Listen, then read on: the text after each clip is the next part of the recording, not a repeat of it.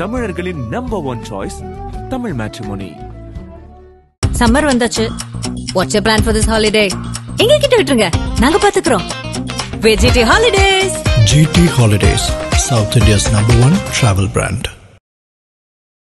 ஆதரணையர்களுக்கு அன்பு வணக்கம். இன்று நம்மோடு மூத்த பத்திரிகையாளர் திருமிகு தாமோதரன் பிரகாஷ் அவர்கள் உள்ளார். வணக்கம் பிரகாஷ் சார். வணக்கம் சார். சார் நலமா இருக்கீங்களா? ரொம்ப நலமா இருக்கு. அதாவது டாஸ்மார்க்ல ஒரு தொடர் ரெய்டு போயிட்டு இருக்கு. டாஸ்மார்க்குடைய எம்டி விசாகன் IAS அவர்களுக்கு சம்மன் கொடுத்து இடி ஆபீஸ்ல ஒரு 10 மணி நேரம் விசாரணை. அவர் வீட்டு வாசல்ல ஸ்கிரீன்ஷாட் பேப்பர்லாம் நாமளே பார்த்தோம். குறிப்பாக இதுல சில பல முக்கியமான ரெய்ட்ஸும் நடந்திருக்கு. சில பேர் வீட்டுல அவங்க திமுக முதன்மை குடும்பத்துக்கு ரொம்ப ரொம்ப நெருக்கமானவர்கள் என்று சொல்லப்படுகிறது. ஒருத்தவர் ரதீஷ், இன்னொருத்தவர் ஆகாஷ் பாஸ்கரன்.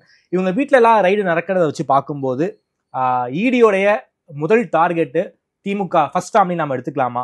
அதாவது திமுகவை ஒரு அரசியல் ரீதியாக நெருக்கடி கொடுக்குறாங்களா பாஜக? திமுக இதை எதிர்பார்த்துருச்சு தம்பி. திமுக எலெக்ஷன் மூடுக்கு 1.5 மாசம் ஆச்சு. ஆமா, எலெக்ஷன் ப்ரிப்பரேஷன். இன்னைக்கு கூட மாவட்டங்கள்ல இருக்கக்கூடிய பிரச்சனைகளை தீர்க்கிறதுக்கு உதயநிதி உட்காந்து அறிவாலயத்துல ஒவ்வொரு மாவட்டமா கூப்பிட்டு உட்கார வச்சு பேசிக்கிட்டு இருக்காரு. இப்போ காலையில மயிலாடுதுறை மாவட்டம் முடிஞ்சிருக்கு. ஸோ திமுக எலெக்ஷன் மூடுக்கு 1.5 மாசம் ஆச்சு. இவங்க ஃபர்ஸ்ட் இவங்க போறது டாஸ்மாக்கு ஏன் போறாங்க அப்படின்னா, அவங்க செந்தில் பாலாஜியை குறி வச்சு தான் போறாங்க. ஓகே. அவர் மந்திரி பதவியில இருப்பாரா, நீடிப்பாரா, மாட்டாரா, நீடிப்பது சரியா அப்படின்ற கேள்வியெல்லாம் உச்ச நீதிமன்றத்துல பெரிய விவாதத்துக்குள்ளாக இருக்கக்கூடிய சூழ்நிலையில தான் இவங்க டாஸ்மாக் பிரச்சனையை கை வைக்கிறாங்க. ஆமா, டாஸ்மாக் பிரச்சனையில கை வச்சுட்டு ஒரு 56 FIR, அது தங்கமணி வேலுமணி காலத்திலிருந்து போடப்பட்ட ஒரு 56 FIR. 56 FIRம் என்னன்னா 10 ரூபாய் அதிகமா வாங்கினது தான் FIR. அதாவது இவங்க கடைக்குள்ள போயிட்டு அந்த விஜிலன்ஸ் ஸ்குவாடு, டாஸ்மாகோட விஜிலன்ஸ் ஸ்குவாடு செக் பண்ணும்போது நீங்க 200-300 ரூபாய் வச்சிருந்தா பிரச்சனை இல்லை, 3000-4000 ரூபாய் வச்சிருந்தீங்கன்னா உங்க மேல ஒரு கேஸ் போடுவாங்க. கேஸ் போட்டா அதுக்கேற்ற விளக்கத்தை நீங்க தலைமைக்கு கொடுக்கணும். இல்லைனா நீங்க ஒரு கவுண்டர் கேஸ் போட்டு அந்த கேஸை சேலஞ்ச் பண்ணணும். ஓகே. இது மாதிரி ஒரு 56 FIR அப்போ தங்கமணி காலத்திலே டாஸ்மார்க்கு பாட்டிலுக்கு 10 ரூபாய் எக்ஸ்ட்ரா தான் வாங்கியிருக்காங்க. ஆமா, அது யூனிவர்சல். அப்ப கொஞ்சம் பயந்து வாங்குவானுங்க. இப்போ வெளிப்படையா வாங்குறாங்க. இப்போ வெளிப்படையா ஓப்பனா கூட இல்லைன்னா போ அப்படின்றதுதான். இப்போ சிலிண்டர் ஒருத்தன் தூக்கிட்டு வரானா, மாடி மேல ஏறி வரான் அப்படின்னா நம்ம பெண்கள் பார்த்து ஒரு 50 ரூபாய் எக்ஸ்ட்ரா கொடுப்பாங்க. அது அவனுடைய உழைப்புக்கு கிடைக்கக்கூடிய ஒரு மரியாதை. இங்க அப்படி இல்லை. இவன் குடிகாரன்னும் போது அதுக்கேற்ற மரியாதையை அந்த மரியாதையோட தான் அவங்க டீல் பண்ணணும். அவங்கள 10 ரூபா கூட இல்லாட்டி போ அப்படின்வாங்க. இது மாதிரி நிறைய தங்கமணி, நத்தம் விஸ்வநாதன், தங்கமணி, அதுக்கப்புறம் செந்தில் பாலாஜி, முத்துசாமி, மறுபடியும் இப்போ செந்தில் பாலாஜி, மறுபடியும் செந்தில் பாலாஜி, இப்ப மறுபடியும் முத்துசாமி, மறுபடியும் திருப்பி வருவாங்க. அது மாதிரி திருப்பி வரும்பொழுது எல்லா திருப்பிகளும் சேர்த்துதான் இந்த கேஸ். ஓகே. ஸோ இந்த கேஸை இதுல இருந்து என்ன ஜென்ரேட் பண்றாங்கன்னா, இவங்க இந்த எக்ஸ்ட்ரா மணி மூலமா இவங்க ஒரு பெரிய ஃபண்டை கிரியேட் பண்றாங்க. ஒரு 1000 கோடி மோசடி நடந்திருக்குன்னு சொல்றாங்க சார். அந்த ஃபண்டு நாட் ஒன்லி இந்த எக்ஸ்ட்ரா மணி மட்டும் கிடையாது, பாட்டில்களை நேரடியா கடைகளுக்கு விற்பனை செய்வது அப்படின்ற மாதிரி ஒரு அலிகேஷனை கிரியேட் பண்ணி எக்ஸைஸ் வயலேஷன்ஸ் மூலமா ஒரு 1000 கோடியை கிரியேட் பண்ணி அந்த 1000 கோடியை திமுக தலைமை கழகத்துக்கு கொடுத்து, திமுக தலைமை கழகம் அதை வச்சு தேர்தலை சந்திக்கிறது, நடந்து முடிந்த நாடாளுமன்ற தேர்தல், இப்படி இவங்களாம் சந்திச்சாங்க. ஓகே. ஸோ இது மணி மேனிப்புலேஷன், மணி லாண்டரிங், மணி மேனிப்புலேஷன் தான் லாண்டரிங். ஓகே. மணி லாண்டரிங் ஆக்ட்ல வருது அப்படின்னு சொல்லிட்டு இவங்க ஃபிக்ஸ் பண்றாங்க. அதுக்கு ஒரு FIRலாம் கிடைக்காது. 56 FIR போட்டாதான் ஒரு 50 லட்சம் ரூபாய் வரும். ஒரு 30-40 லட்சம் ரூபாய் இருந்தால் தான் அமலாக்கத்துறை FIR போடும். ஓகே. ECIR. அதனால அவங்க இந்த மாதிரி வழக்கு போட்டு வராங்க. இது ஜஸ்ட் அவங்க என்ன சொல்றாங்க, ஜஸ்ட் இன் பேரலல் வித் டெல்லியோட மதுபான ஊழல் வழக்குல மணிஷ் சிசோடியா, அரவிந்த் கெஜ்ரிவால் இவங்கெல்லாம் உள்ள போன மாதிரி உதயநிதி ஸ்டாலின் இவங்களெல்லாம் நாங்க சிறைக்கு அனுப்புவோம் அப்படின்னு உங்க டார்கெட். அப்போ இது 1.5 மாசத்துக்கு முன்னாடியே இதை எக்ஸ்பெக்ட் பண்ண திமுக. இது உதயநிதிக்கு வச்ச டார்கெட்டா சார்? இது டார்கெட் உதயநிதியா? இடியோடைய டார்கெட் உதயநிதியா? Not only Udhayanidhi. ஏங்க, உதயநிதி விளையாட்டுத்துறை அமைச்சர் தானேங்க. இப்ப துணை முதல்வர் சார். இப்போதான் துணை முதல்வர். இப்ப துணை முதல்வரா இருக்கலாம், விளையாட்டுத்துறை அமைச்சரா. இது அந்த காலத்துல இருந்து வரக்கூடிய விஷயம். அது அப்போ முதல்வரையும் சேர்த்து தான் டார்கெட் பண்றாங்க. ஸ்டாலினையும் சேர்த்து தான் டார்கெட் பண்றாங்க. ஸ்டாலினையும் சேர்த்து தான் டார்கெட் பண்றாங்க. Okay. But DMK was ready. Face பண்றதுக்கு ரெடியா இருக்காங்க. அதெல்லாம் ஃபேஸ் பண்ண அவங்க தயாரா தான். ஸோ நீங்க என்னன்னா, இந்த மணி லாண்டரிங் ஆக்ட்ல நீங்க இஷ்டத்துக்கு உங்க கற்பனை கதைகளை சொல்லிக்கலாம். இந்நாள் இந்த நேரம் இவர் இங்க போய் தப்பு பண்ணார், அங்க போய் தப்பு பண்ணார், இந்த பெண் அந்த ஹோட்டலில் விபச்சாரம் செய்தார், இந்த ஹோட்டல் விபச்சாரம் செய்தார்னு சொல்ற மாதிரி, அழகிகள் கதையை தினத்தந்தியில எழுதுற மாதிரி நீங்க என்ன வேணா சொல்லலாம். சொன்னா அதை ப்ரூஃப் பண்றதுக்கு ரொம்ப நாள் ஆகும். விசாகன் கிட்ட ஏகப்பட்ட பணி நேரம் வாக்குமூலம் வாங்கியிருக்காங்க. 2வது முறையாக போயிட்டு ஆஜராயிருக்காரு. 2வது முறையாக டாஸ்மாக் தலைமை அலுவலகத்துல ரெய்டு, அதே போல விசாகன் வீட்டுல ரெய்டு. விசாகனை தூக்கிட்டாங்க போல இருக்கே சார் இடி. விசாகன் சொல்ற ஸ்டேட்மெண்ட் வச்சுதான் பல இடங்கள்ல இனிமே ரெய்டு போக வாய்ப்பு இருக்கு போல இருக்கே. விசாகன் ஒத்துக்கிட்டாரு போல இருக்கே உண்மையை எல்லாத்தையும். விசாகன் உண்மையை ஒத்துக்கிட்டாரு, ஒத்துக்கலையா எனக்கு தெரியாது. அது ஈடி கிட்ட தான் ஈடி கிட்ட தான் கேட்டாங்க. விசாகன் ஒத்துக்கிட்டாரு போலயே சார்னா நான் ஒன்னும் பதில் சொல்ல முடியாது. விசாகனுக்கு ஒரு நெருக்கடி இருக்குல்ல சார்? விசாகனுக்கு எந்த அளவுக்கு நெருக்கடி இருக்கோ இல்லையோ அது எனக்கு தெரியாது. அது விசாரணை நெக்ஸ்ட் இவங்க கோர்ட்ல சப்மிட் பண்ற அறிக்கையை பொறுத்து தான் நம்மளால பத்திரிகையாளர்களால புரிஞ்சுக்க முடியும். நமக்கு எக்ஸ்ட்ரா கண்கள்லாம் இல்ல ஈடிக்குள்ள போயிட்டு சொல்றதுக்கு. நமக்கு தகவல் சொல்றதுக்கு ஈடியில வழக்கறிஞர்களும் இல்ல. மற்றவங்களுக்கு தகவல் சொல்ற மாதிரி நமக்கு தகவல் சொல்றதுக்கு ஈடி வழக்கறிஞர்களும் நமக்கு நண்பர்கள் இல்லை. ஆனா இவங்க கோர்ட்ல சமர்ப்பிக்கிற டாக்குமெண்ட்ல தான் தெரியும். ஆனா விசாகன் கிட்ட இவங்களால பெருசா ஒன்னும் பண்ண முடியல அப்படின்றதுக்கு ஒரே ஒரு சிம்டம் தான் எனக்கு தெரிஞ்சு.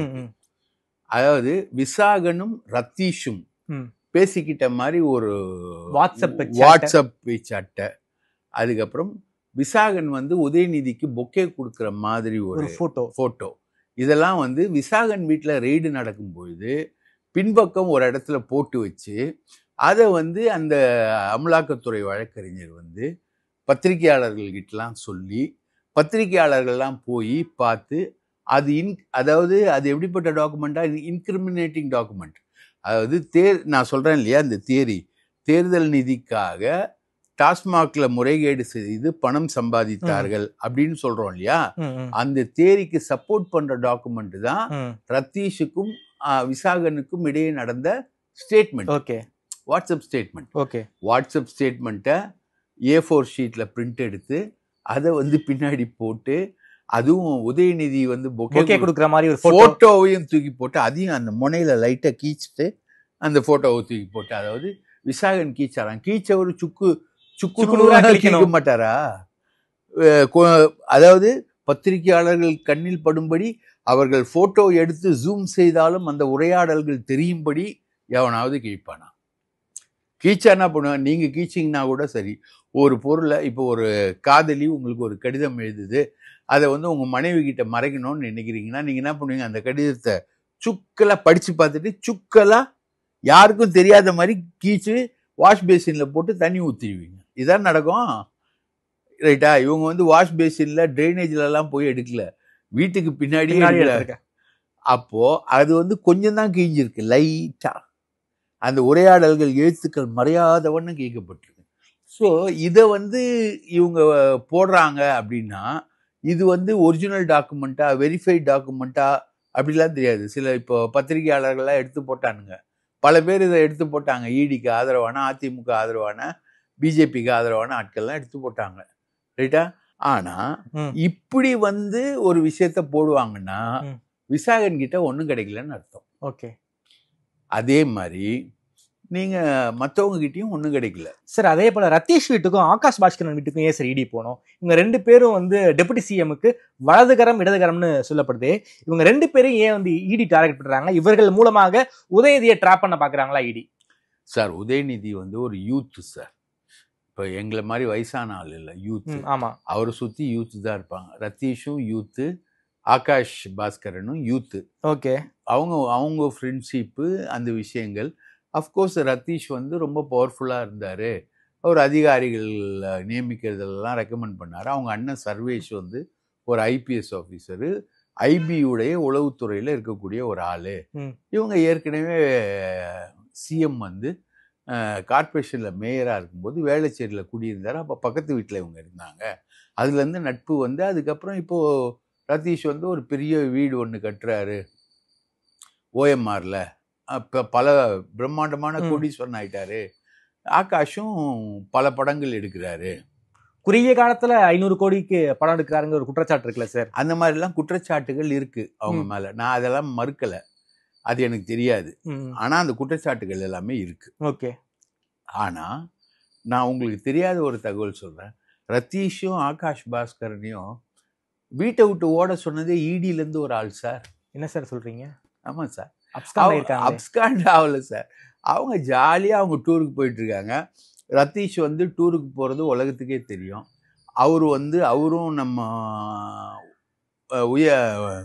கல்வித்துறை அமைச்சர் இருக்காங்க அன்பில் மகேஷ். அவங்க எல்லாமே வந்து ஒன்றுக்குள்ள ஒன்று, எல்லாமே உதயநிதியோட செட்டு.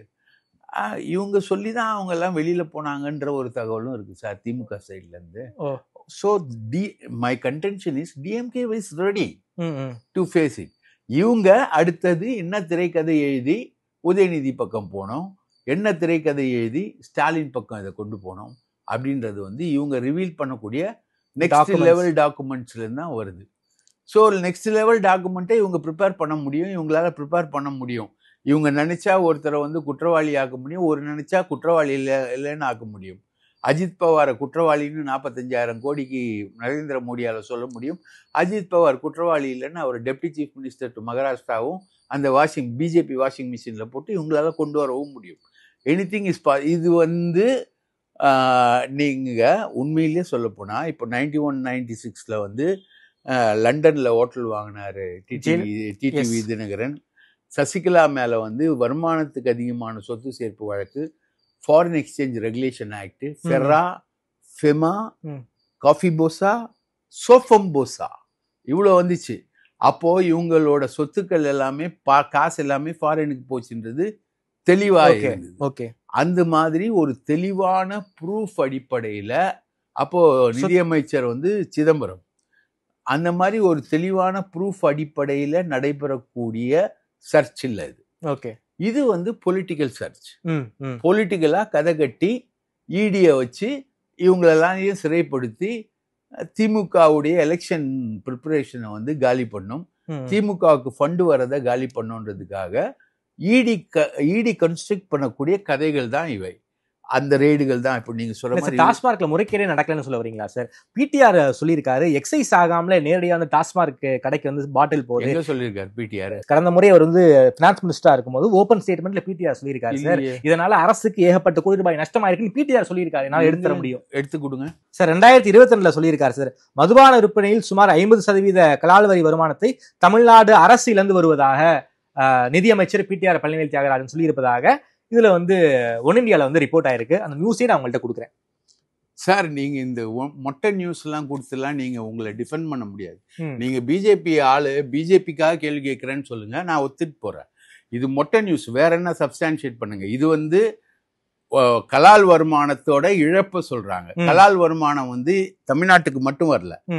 கலால் வருமானம் வந்து அங்க பாட்டில் உற்பத்தி ஆகிறது வந்து இந்தியா முழுக்க போகுது. சரி, ஒரு ஃபேக்டரியில தமிழ்நாட்டில் ஃபேக்டரியில கலால் உற்பத்தி மூலமா இழப்பு நடக்குதுன்னா அதை வந்து இவங்க அனுமதிக்கிறாங்க, கடைகள்ல வந்து ரகசியமா விற்பனை பண்றாங்கன்னா, டாஸ்மாக் வந்து டெல்லி மாதிரி கிடையாது. டெல்லி ஃபுல்லா பிரைவேட்டைஸ்டு. டெல்லி ஃபுல்லா பிரைவேட்டைஸ்டு.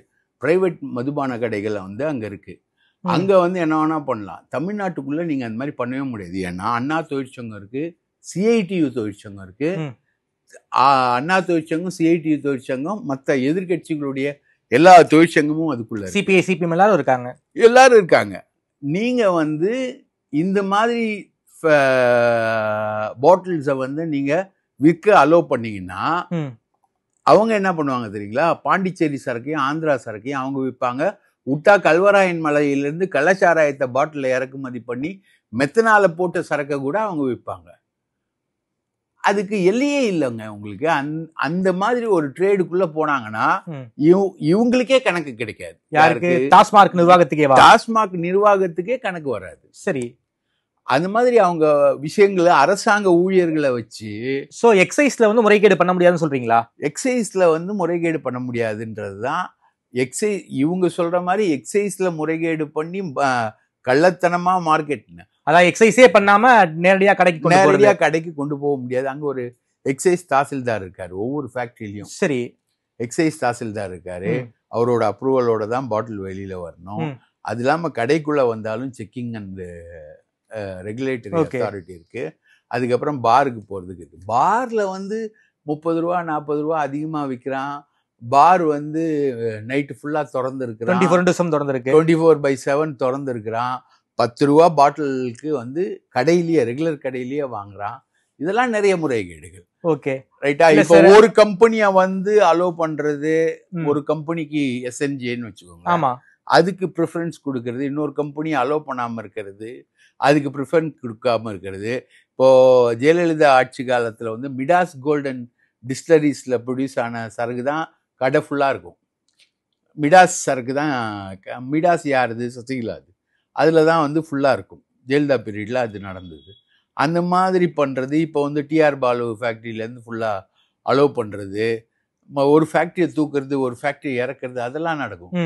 ஆனா அதெல்லாமே லீகலைஸ்டு ப்ராடக்டா தான் வருமே தவிர அவங்க வந்து இல்லீகலா ப்ரொடியூஸ் பண்ணி இல்லீகலா அனுப்பி இல்லீகலா வித்து அந்த மாதிரி ஒரு ட்ரேடுக்கான பாசிபிலிட்டி இல்லை. ஏன்னா விற்பனை செய்வது டெல்லிக்கும் தமிழ்நாட்டுக்கும் இருக்கிற வித்தியாசம் வந்து விற்பனை செய்வது இங்கு கவர்மெண்ட், அங்க பிரைவேட். டெல்லியில பிரைவேட், அங்க உங்களுக்கு பிரைவேட்னா பிரைவேட் கடைக்காரனை மேனேஜ் பண்ணா போதும்.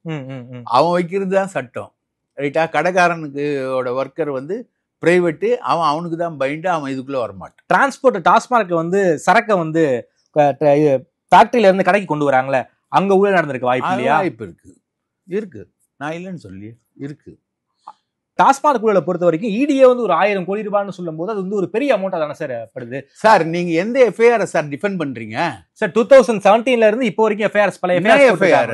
என்ன எஃப்ஐஆர் அது? பாட்டிலுக்கு 10 ரூபாய் அதிகம் வாங்கினதா? ஆமா சார், கடைக்குள்ள போய் செக் பண்ணும் போது வரக்கூடிய எஃப்ஐஆர். வேற என்ன எஃப்ஐஆர் நீங்க காட்டுங்க. அந்த காட்டுங்க சார். சார் அந்த எஃப்ஐஆர்ஸ் ஏன் சார் வந்து அவசரப்பட்டு மூடணும்? எதுங்க மூடுறதுக்கு ட்ரை பண்ணிட்டு இருக்காங்க சார் தமிழ்நாடு அரசாங்கம். அது மூடுறதுக்கு ட்ரை பண்ணாங்க, மூடாம போனாங்க. தங்கமணி பீரியட்ல நடந்ததுக்கும் நத்தம் விஸ்வநாதன் பீரியட்ல நடந்ததுக்கும் யார் பொறுப்பேற்க முடியும்? அதிமுக தான் பொறுப்பேற்க முடியும். அப்போ அதிமுகவும் ஊழலா? டாஸ்மாக்ல போவாங்களா? எடப்பாடி வீட்டுக்கு போவாங்களா? தங்கமணி வீட்டுக்கு போவாங்களா? நத்தம் விஸ்வநாதன் வீட்டுக்கு போவாங்களா? இவங்க ரெய்டு போக மாட்டாங்களா? போலையே. அப்படின்னா டார்கெட் திமுக தான். திமுக தான் சார் டார்கெட். அவங்களுக்கு செந்தில் பாலாஜி தான் சார் டார்கெட். ஏன் சார் செந்தில் பாலாஜி மட்டும் இவங்க டார்கெட் பண்ணணும்? கொங்கு மண்டலத்துல ஜெயிக்கணும்ல சார். போன தடவை 11 தொகுதி ஜெயிச்சிங்க. அதுக்கு அடுத்தது எலெக்ஷன் வந்தோடனே செந்தில் பாலாஜி ஜெயில இருந்துகிட்டே 100 மாநகராட்சி வார்டுல 95 மாநகராட்சி வார்டு அவர் ஜெயிச்சார்ல. ஜெயில இருந்து பார்லிமெண்ட் தேர்தல்ல நீங்க வந்து அண்ணாமலையை நிக்க வச்சீங்க, ஊன் பண்ணீங்க. துரைமுருகன் கூட அண்ணாமலை காசு கொடுத்தாரு. மணல் மாஃபியா மூலமா துரைமுருகன் கூட காசு கொடுத்தாரு. அப்படி கொடுத்தும் வந்து அண்ணாமலை ஜெயிக்க முடியலையே. செந்தில் பாலாஜியோட ஒர்க்கு தானே ஜெயில இருந்துகிட்டே. இப்போ நீங்க ஃப்ரீயா விட்டுருக்கீங்க. மந்திரியா இருந்தாரு, மந்திரி பதவி இருக்கக்கூடாதுன்னு கேஸ் போட்டு மந்திரி பதவியை பிடிக்கிட்டீங்க. இப்ப அவர் மண்டல செயலாளர் ஆயிட்டாரு. அவரு ஃப்ரீயா ஒர்க் பண்ணிட்டு இருக்காரு. அதனால இப்ப மறுபடியும் அவரை தூக்கி உள்ள உட்கார வச்சாதான் ஒரு அசம்பிளி தேர்தலை அவங்களால ஃபேஸ் பண்ண முடியும். அதுக்குதான் அவங்க ட்ரை பண்றாங்க. ஓகே சார், செந்தில் பாலாஜியை மாதிரி இன்னும் தமிழ்நாட்டுல வந்து பல முக்கியமான அமைச்சர்களுக்கு வந்து நெருக்கடி கொடுக்க வாய்ப்பு இருக்குன்னு சொல்லப்படுது. அது எந்த அளவுக்கு? கே நேரு, துரைமுருகன், கே நேரு தம்பியை விசாரிச்சுட்டாங்க. அந்த பேங்க் நிதியை வந்து முறைகேடா பயன்படுத்தின கேஸ்ல கே நேருடைய தம்பியை விசாரிச்சுட்டாங்க. இன்னும் மணிவண்ணன் அவரோட தம்பி இருக்காரு. ஒரு ஸ்ரீரங்கம் கோவில்ல 100 கோடி ரூபாய்க்கு ஒரு அன்னதான நிலத்தை 100 கோடி ரூபாய் வேர்த்துக்கு அவரு புடுங்கி ஒர்க் பண்ணியிருக்காரு. அவரு அதை வந்து பிடிச்சிருக்காங்க. அதை வந்து ஃபர்தரா இன்னும் மணிவண்ணன் இன்னும் மாட்டல. அதனால அதுக்கு அடுத்த நிலைமையில அவரை என்கொயரி பண்றதுக்கான வாய்ப்பு இருக்கு. துரைமுருகன் வந்து இந்த டாஸ்மாக் மைன்ஸ்ல வந்து 8 மாவட்ட ஆட்சித்தலைவரை சம்மன்ஸ் கொடுத்திருந்தாங்க. கரிகாலன், ரத்னம், ராமச்சந்திரன் 3 பேர் இருக்காங்க. வருஷத்துக்கு 25,000 கோடி ரூபாய் டேர்ன் ஓவர் பண்றாங்க. ரைட்டா? லண்டன்ல ஒரு 21,000 கோடி ரூபாய்க்கு ஒரு ஹோட்டல் கட்டியிருக்காங்க அவங்க. கரிகாலன் கட்டியிருக்காரு. எல்லா அரசியல் கட்சிக்கும் காசு கொடுக்குறாரு. இருந்த வரைக்கும் அண்ணாமலைக்கு காசு கொடுத்தாரு. எல்லாருக்கும் காசு கொடுக்குறாங்க. எல்லா அரசியல் கட்சியும் அவர்கிட்ட காசு வாங்குது. மணல் காசு இல்லாம தமிழக அரசியலே கிடையாது. அந்த அளவுக்கு இருக்காங்க. ஸோ கரிகாலன், ரத்னம், ராமச்சந்திரனை பிடிச்சி அதுக்கப்புறம் துரைமுருகனை பிடிக்கிறதுக்கான வாய்ப்பு என்பது அதிகம். Okay sir. இது 2. செந்தில் பாலாஜி, டாஸ்மாக் 3. ரைட்டுங்களா? இன்னும் ஒரு 2 அனிதா ராதாகிருஷ்ணன் ஆல்ரெடி கேஸ் இருக்கு. 4. இன்னும் ஒருத்தர் 2 பேரையோ முக்கியமான ஆட்களை பிடிக்கலாம். இப்ப ஏவா வேலுவ கூட அவங்க கை வைக்கலாம். மூர்த்தியை கை வைக்கலாம். பத்திரப்பதிவு துறையில மூர்த்தி, அவரை கூட கை வைக்கலாம். ரைட்டுங்களா?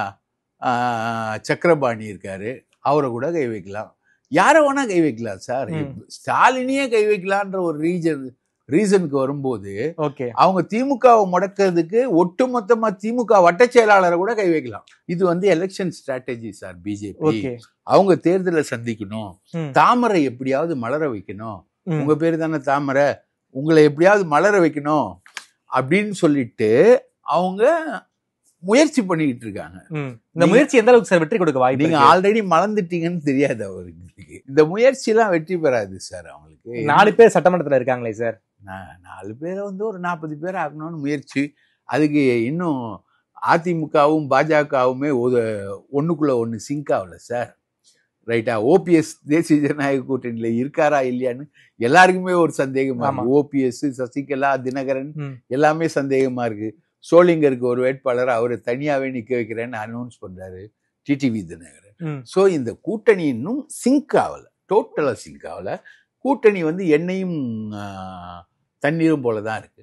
சோ இது வந்து நீ இப்போ ஒரு பத்திரிகையாளர் சொன்னார், இதெல்லாம் சாதாரண கூட்டணியில தேமுதிக வரும், பாமக வரும், அதிமுக வரும், பாஜக வரும், இதெல்லாம் சாதாரண கூட்டணியில அப்படின்னு நடிச்சார் ஒருத்தர், ஒரு ஊடகவியலாளர். அந்த மாதிரிலாம் இது ஒன்றும் இல்லை, இது சிங்கே ஆகல டோட்டலா. Okay sir. குறிப்பாக இந்த டாஸ்மாக் ரைடு எந்த எக்ஸ்ட்ரீம் வரைக்கும் சார் போக வாய்ப்பு இருக்கு? தேர்தல் நெருக்கத்துல இன்னும் கொஞ்சம் பல டைமென்ஷனை வந்து இந்த கேஸ் எடுக்கும் போல இருக்கு. பயங்கர டைமென்ஷன்ஸ் எடுக்கும். ஆனா இது எல்லாமே screen play. Okay, screen play. இதை வந்து லீகலா வந்து இதுல வந்து டிஎம்கே சஃபர் ஆகும். ரைட்டுங்களா? டிஎம்கே வந்து சஃபர் ஆகும், இதுல வந்து காயப்படும். ஓகே, ஏன்னா பிஎம்எல்ஏ சட்டம் அந்த மாதிரி. ஆமா. ஆனா அதுக்குள்ள வந்து டிஎம்கே சட்ட ரீதியா பிஎம்எல்ஏக்கு எதிராகவே எப்படி கவர்னருக்கு எதிராக ஒரு தீர்ப்பு வாங்கினாலும் அந்த மாதிரி பிஎம்எல்ஏக்கு எதிராக சட்ட ரீதியா ஒரு தீர்ப்பு வாங்கிடும் போல இருக்கு. ஓகே, அந்த அளவுக்கான ஃபைட்டுக்கு திமுக தயாராயிடுச்சு, திமுக சட்டத்துறை தயாராயிடுச்சு. இதை வந்து எப்படி ஃபேஸ் பண்ணும்? இதை வந்து இந்த டாஸ்மாக் ஊழலை பொறுத்த வரைக்கும் ஃபேஸ் பண்ற மைண்ட் செட்டுக்கு டிஎம்கே வந்துருச்சு போல இருக்கே சார். சார் எப்போ வந்துட்டாங்க சார்? அவங்க ஹைகோர்ட்ல கேஸ் போட்டாங்க, சுப்ரீம் கோர்ட்டுக்கு அவங்க போல. ஹைகோர்ட் அந்த கேஸை நிராகரிச்சிச்சு. ஓகே, சுப்ரீம் கோர்ட்டுக்கு போல அவங்க. சுப்ரீம் கோர்ட்ல அமலாக்கத்துறை ஒரு கேவியட் போட்டு வச்சிருந்தது, அதனால போல.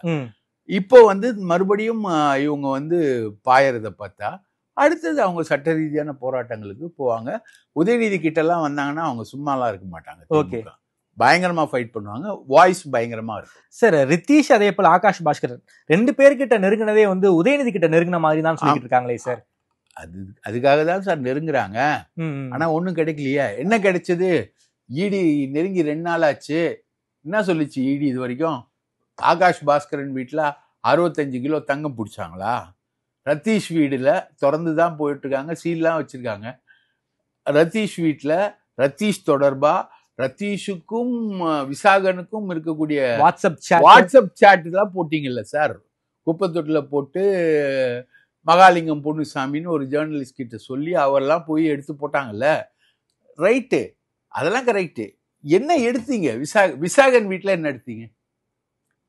விசாகன் கிட்ட ஏற்கனவே 2 நாள் டீடைன் பண்ணீங்க. அதுக்கப்புறம் அவங்க பொண்டாட்டியும் கூட்டின்னு வந்து உட்கார வச்சுக்கிட்டு அவங்க கிட்ட விசாரிக்காமலே அவங்கள திருப்பி அமிச்சு விசாகனை உள்ள உட்கார வச்சு விசாரிச்சு எல்லா வேலையும் பார்த்தீங்களா? என்ன எடுத்தீங்க?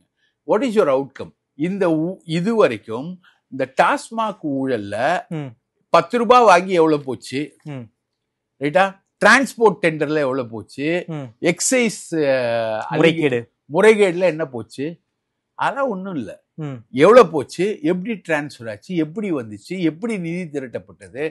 இதை பத்தின கதை ஒண்ணும் இல்லை. இவங்க ஏம் பண்றதெல்லாம் எப்படின்னா, இது வந்து உதயநிதி பொறுப்புல இது இருந்திருக்கும். உதயநிதி வந்து சில மேனிப்புலேஷன்ஸை வந்து இதை ஹேண்டில் பண்ணியிருப்பாரு, அதுக்கான ஆதாரங்கள் இருக்கு அப்படின்னு நினைச்சுதான் இவங்க ஏம் பண்ணிக்கிட்டு இருக்காங்க. அதிமுக வந்து யார் இந்த தம்பின்னு சொல்லிட்டு வந்து இந்த ரித்தீஷை வேற டார்கெட் பண்ணிக்கிட்டு இருக்காங்க. குறிப்பாக வந்து செந்தில் பாலாஜி அவர்கள் சிறையில் இருந்த காலகட்டங்கள்ல விசாகன் அவர்கள் ரித்தீஷ் கூட டைரக்டா பேசி எவ்வளவு கொள்முதல் ஆயிருக்கு, இந்த டாஸ்மாக் வரவு செலவு விஷயங்கள், குறிப்பாக யார்கிட்ட இருந்து எவ்வளவு ப்ரொக்யூர் பண்ணிருக்கோம் அப்படிங்கிற விஷயங்களை எல்லாம் ரித்தீஷ் கிட்ட சொன்னதாக எல்லாம் சொல்லியிருப்பாங்க அப்படிங்கிற வாட்ஸ்அப் சாட்டு சார். அது உண்மைன்னா அது it is an incriminating document. ரத்தீஷையும் ஜெயிலுக்கு அனுப்பும், விசாகனையும் ஜெயிலுக்கு அனுப்பும். நீங்க வந்து ரத்தீஷ் மூலமா ரத்தீஷ் யாருக்காக நெகோசியேட் பண்ணா நீங்க கன்ஸ்ட்ரக்ட் பண்றாங்க, உதயநிதி ஸ்டாலின் எல்லாரையும் ஜெயிலுக்கு அனுப்பும். ஓகே, அது எப்படி சார் குப்பத்தொட்டில் கிடக்குது? What is the support for it? TASMAC விஷயத்துல என்ன ஊழல், எப்படி ஊழல், என்னைக்கு ஊழல்? நான் சொல்லட்டுங்களா ஜெயலலிதாவோட ஊழலை? ஜெயலலிதாவுக்கு ஊழல் பணம் வரும், அந்த பணத்தை விஜயன் இன்னொரு ஒர்க்கர் 2 பேரும் சேர்ந்து இந்தியன் பேங்க்ல போய் போடுவாங்க. அதே இந்தியன் பேங்க்ல இருந்து பணத்தை எடுத்து இன்னொரு நாள் அவங்க வந்து ஒரு 60 கம்பெனிக்கு முதலீடு பண்ணுவாங்க. ரைட்டா? இந்த ஊழல் பணம் வந்து எக்ஸஸ் பணம். அது வந்து ஜெயலலிதா முதலமைச்சராக இருந்ததுனால அது வருது போயஸ் கார்டனுக்கு. அந்த பணம் இந்தியன் பேங்க் மயிலாப்பூருக்கு போகுது. மயிலாப்பூர்ல இருந்து இவங்க 2 பேரும் எடுத்து ஒரு 60 கம்பெனிக்கு முதலீடு பண்ணுவாங்க. சசிகலாவோட உறவினர்கள் டைரக்டர்களாக இருக்கக்கூடிய கம்பெனிகளுக்கு முதலீடு பண்ணுவாங்க. இதன் மூலம் சொத்து வாங்கப்படும். இப்படி நீங்கள் 1000 ரூபாய் ஏக்கர் என்று வாங்கி கொண்டே போனால் ஒட்டுமொத்த இந்தியாவையும் நீங்கள் வாங்கி விடலாம் அப்படின்னு தான் ஜெயலலிதா ஊழலுக்கு எதிரான சுப்ரீம் கோர்ட் ஜட்ஜ்மெண்ட். இந்த மாதிரி கிளியர் கட்டா கொண்டு வாங்க சார். நீங்க உதயநிதியில ஸ்டாலின்ல யார வேணா அட்டாக் பண்ணுங்க. டாஸ்மார்க்ல ஊழல் நடந்து திமுகவுக்கு பார்ட்டி ஃபண்டே போலன்னு சொல்றீங்களா சார்? நான் போகலன்னே சொல்ல வரல சார். குற்றச்சாட்டு நிரூபிக்கப்படணும்னு சொல்ல வரீங்க? நிரூபிக்கப்படணும்னு கூட சொல்ல சார். குற்றச்சாட்டை தெளிவா கூற வேண்டும் என்று தான் சொல்றேன். ஓகே, நிரூபிக்கப்படணும்ன்றது secondary. Okay, when you allege, இப்போ நீங்க வந்து ஒரு இடத்துல நீங்க தப்பு பண்ணிட்டீங்க அப்படின்னு சொல்லிட்டு உங்க மேல குற்றச்சாட்டு போடுறேன். நான் தான் ஜெயலலிதாவோட குற்றச்சாட்டு சொன்னேன். எந்த தேதியில எங்க இருந்து போயஸ் கார்டன்ல இருந்து எப்படி இந்தியன் பேங்க் போச்சு, இந்தியன் பேங்க்ல இருந்து எந்த தேதியில மற்ற கம்பெனிகளுக்கு போச்சு, தெளிவாக நிரூபிக்கப்பட்டது. ரைட்டா?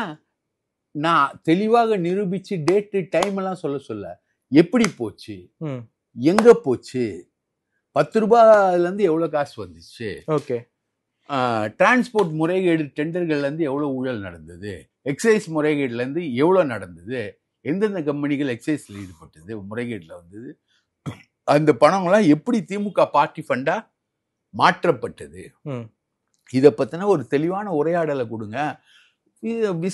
குப்பை தொட்டியில வாட்ஸ்அப் சாட்டெல்லாம் போட்டு டிராமா ஆடிட்டு இருக்கீங்க. அப்போ உங்ககிட்ட ஒண்ணுமே இல்லைன்னு தானே அர்த்தம்?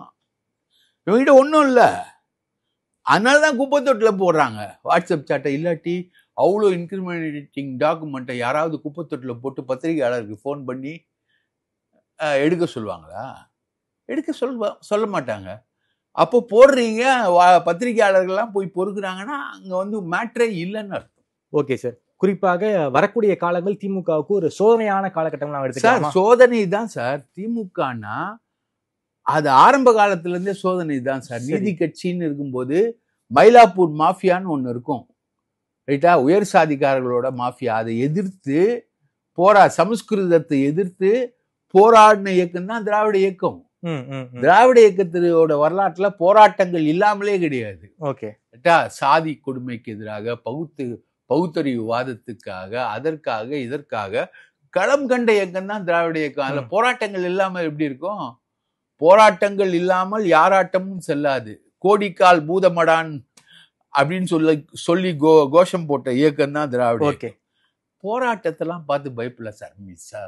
மிஸ்ஸாவை பார்த்து பயப்படல, இந்த ஈடியை பார்த்து பயப்பட போறாங்க. செந்தில் பாலாஜியை வந்து அவரே சொன்னாரு, என்ன பிஜேபியில சேர சொல்றாங்க, சேர்ந்தா என் மேல இருக்கிற கேஸ் எல்லாம் எடுத்துருவாங்கன்னு சொல்றாங்கன்னு அவரே கோர்ட்ல சொன்னாரு. அது மாதிரி இப்போ ஸ்டாலினை வந்து பிஜேபியில சேர சொல்லுவாங்க. அடுத்தது என்ன சார் சொல்றீங்க? ஆமா சார், நீங்க சேர்ந்துருங்க சார், எங்களுக்கு பாதி பிரச்சனை இல்லைல்ல, மொழிவாரி மாநிலங்கள் பிரச்சனை இல்லை, இந்தி மொழி பிரச்சனை இல்லை, மாநில உரிமைகளுக்கான பிரச்சனைகளுக்கு கேள்வி கேட்க மாட்டீங்க, கவர்னரை எதிர்த்து கேள்வி கேட்க மாட்டீங்க, கவர்னருடைய செயல்பாடுகள் வரம்பு மீறும்போது நீங்க கேள்வி கேட்க மாட்டீங்க. பேசாம பிஜேபியில சேர்ந்து பாரத் மாதா கி ஜெய், தாமரை மலர்ந்தே தீரும் அப்படின்னு சொல்லிட்டு போங்க. ரொம்ப நன்றி சார். தமிழ்நாடு அரசியல் தொடர்பான பல்வேறு கேள்விகளுக்கு வந்து ரொம்ப வெளிப்படையா பதில் சொல்லியிருக்கீங்க. தாமரை செல்வன் பேர் இருக்கிற ஒரே காரணத்துக்காக என்ன பிஜேபி காரன முத்திர குத்திட்டீங்க. நேரில் வந்து நேரம் கொடுத்து பேசியமைக்கு நன்றி பிரகாஷ் சார். நன்றி சார்.